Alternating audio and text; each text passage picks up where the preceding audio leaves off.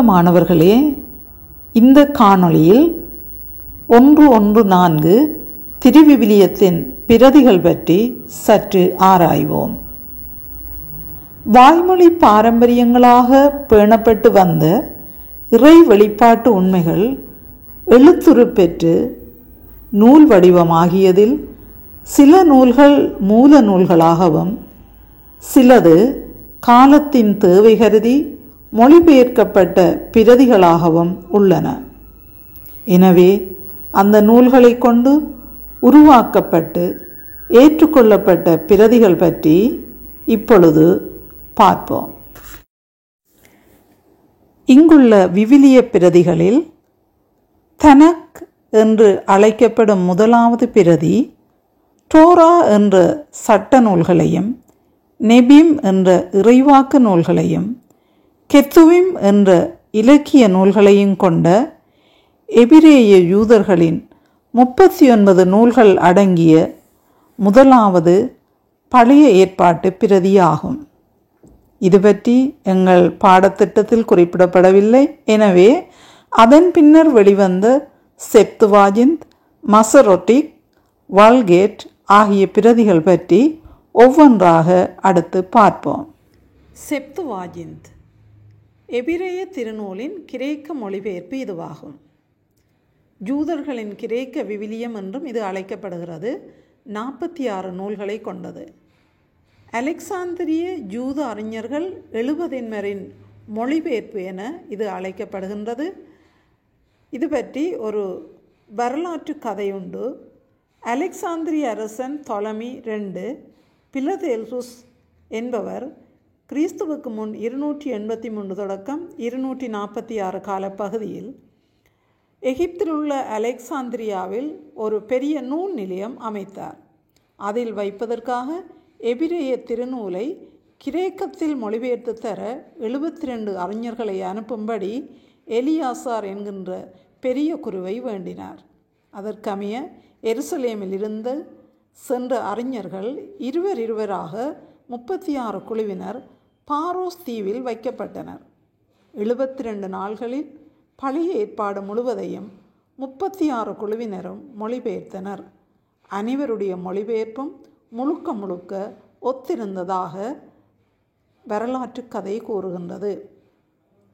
விசுவாசத்தின் அடிப்படையில் கத்தோலிக்கர்கள் செப்துவாயின் பிரதியை ஏற்றுக்கொண்டுள்ளனர். இங்கு படத்தில் காட்டப்படுவது கண்டுபிடிக்கப்பட்ட செப்துவாயின் பிரதிகளின் வடிவம்.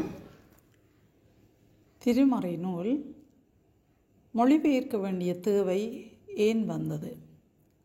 காலங்காலமாக எபிரேய மக்கள் புலம்பெயர்ந்து நாடு கடத்தப்பட்டு வாழ்ந்து வந்தமையால் அவர்கள் எபிரேய மொழியை முற்றாக மறந்திருந்தார்கள். அப்போது அவர்களுக்கு எபிரேய மொழி தெரியாது.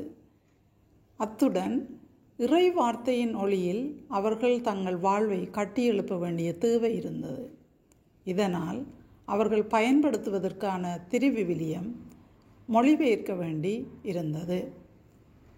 அது மட்டுமல்ல, அவர்கள் கையில் இருந்த திருமறை நூலே மொழிபெயர்க்கப்பட்டது. அதில் தோபித்து, யூதித்து, சாலமோனின் ஞானம், சீராக்கின் ஞானம், பாரூக், மக்கபேயர் 1, 2 ஆகிய நூல்களும், எஸ்தர், தானியேல் ஆகிய நூல்களின் சில பகுதிகளும் மொழிபெயர்ப்பு செய்யப்பட்டன. அடுத்து மசரோட்டிக் பிரதி. ஆரம்பத்தில் எபிரேயர்கள் பயன்படுத்திய திருமறை நூல் மெய்யெழுத்துக்களால் எழுதப்பட்டிருந்தன. அவற்றிற்கு உயிரெழுத்துக்களை சேர்த்து தயாரிக்கப்பட்ட பிரதியே மசரோட்டிக் பிரதியாகும். கிறிஸ்துவுக்கு பின் 6ஆம் நூற்றாண்டில் இது மேற்கொள்ளப்பட்டது. மசரோட்டிக் என அழைக்கப்படுகின்ற யூதகுல ஆசிரியர்களால் இது செய்யப்பட்டது. எனவே இந்த எபிரேய பிரதி மசரோட்டிக் பிரதி என அழைக்கப்பட்டது.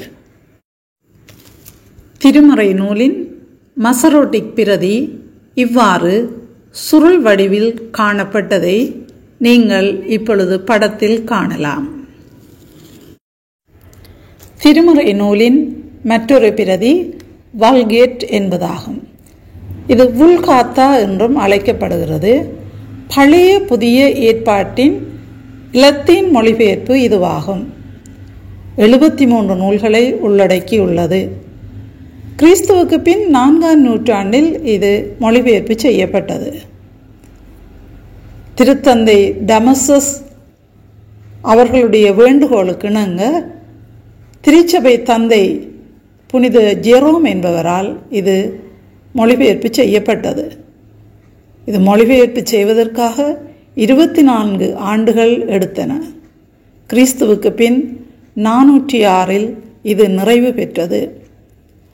வுல்காத்தா என்பதன் பொருள் பொதுமக்களின் பிரதி என்பதாகும்.